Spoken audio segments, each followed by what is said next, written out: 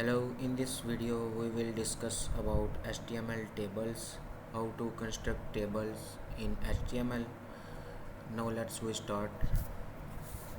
तो सबसे पहले जो है ना हम क्या कहते हैं एक पहले की तरह फोल्डर क्रिएट कर लेंगे क्योंकि हमने एक नया प्रोजेक्ट बनाना है। इसको हम नाम दे देते हैं प्रोजेक्ट 3। फिर इसके बाद हम VS कोड ओपन करेंगे। फिर इसको हम सिंपली ड्रैग एंड ड्रॉप कर देंगे। यहाँ से कोपायलट बंद। यहाँ पे एक फ़ाइल क्रिएट करेंगे किसी भी नाम की। मैंने इंडेक्स रखा है, आप इंडेक्स ना रखें, आप कोई भी नेम रख लें। यहाँ से हम लाइंस को जो है अगर आप चाहते हैं लाइंस डिलीट कर दें क्योंकि ये इसका कोई फ़ायदा नहीं। अगर आप रखना चाहते हैं तो रख लें। ये टाइटल का नेम भी आप जो मर्ज़ी दे सकते हैं। तो सबसे पहले टेबल बनाने के लिए ना टेबल्स के ही टैग्स यूज़ होते हैं। यानी टेबल के टैग में सबसे पहले यूज़ होता है टी आर, यानी मतलब टेबल रो। टी आर से पता लग रहा है टेबल रो है। फिर टी आर, फिर इसमें टेबल के टैग में यूज़ होता है टी एच मतलब टेबल हेडर, यानी टेबल की हेडिंग क्या देनी है। Table rho T R, table header T H. फिर इसमें यूज़ होता है टी डी यानी टेबल डाटा, यानी टेबल के क्या कहते हैं हेड के नीचे टी एच के नीचे टेबल का डाटा एंटर होता है।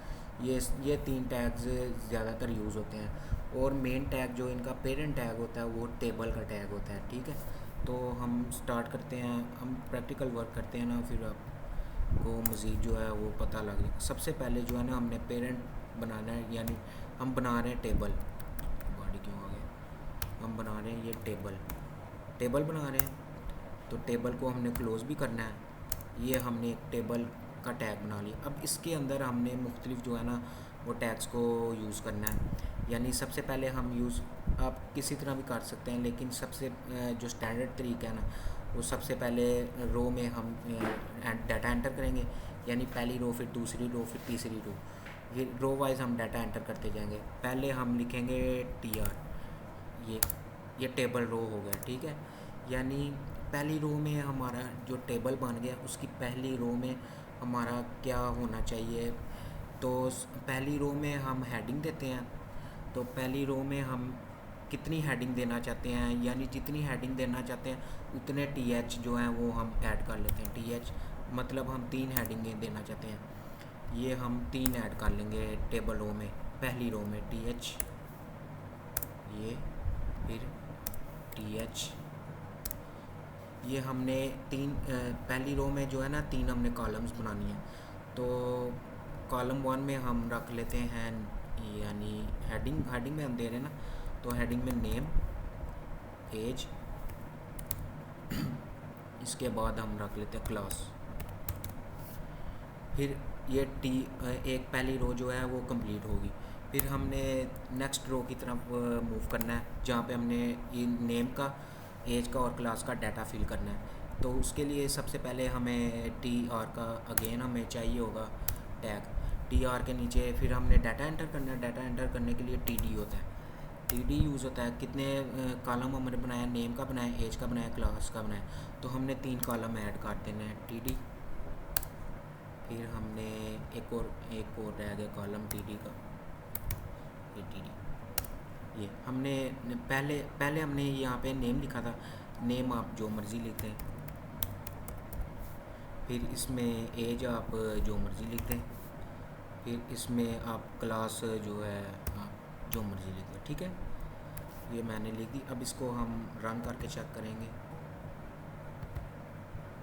ये देखें, ये जो है पहली जो है ना ये डाटा एंटर हो गया। ये अभी जो है ना डिज़ाइन नहीं हुआ हुआ क्योंकि हमने CSS का यूज़ नहीं किया हुआ। जब हम CSS का यूज़ करेंगे ना तो ये बॉर्डर वगैरह जो हैं ये भी डिज़ाइन हो जाएंगे, ये सब कुछ डिज़ाइन हो जाएगा, वो CSS में होगा। तो अभी हम जो है सिर्फ टेबल, अब हमने दूसरी रो में डाटा एंटर करना है। सिंपल इसको कॉपी किया, यहाँ पे जाके हमने पेस्ट कर दिया। तो यहाँ पे हम जो है दूसरा नेम एंटर कर देते हैं।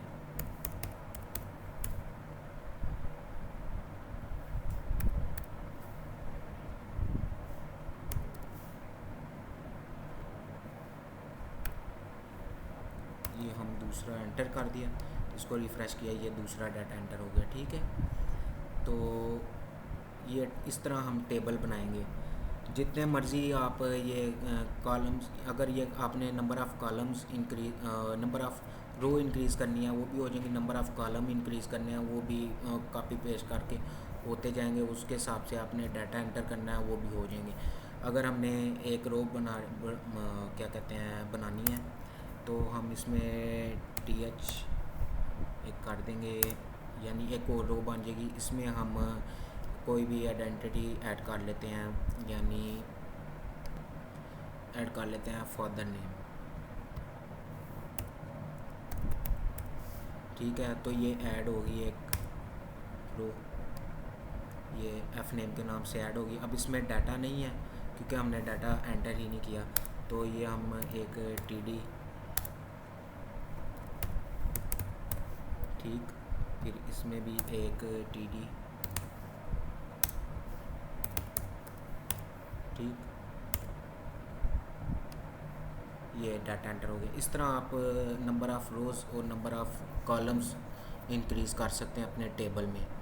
तो अब हम नेक्स्ट आने वाले लेक्चर में डिस्कस करेंगे फॉर्म्स के बारे में, कि फॉर्म्स कैसे बनते हैं। यानी जो आपने वेबसाइट्स में डिफरेंट फॉर्म्स वगैरह देखे होंगे, वो आपका नंबर लेंगे, नेम लेंगे, आपकी डिटेल लेंगे, फिर एंड पे जाके सबमिट करना होता है। वो फॉर्म जो है वो किस तरह बनाएंगे वो हम डिस्कस करेंगे नेक्स्ट आने वाले लेक्चर में।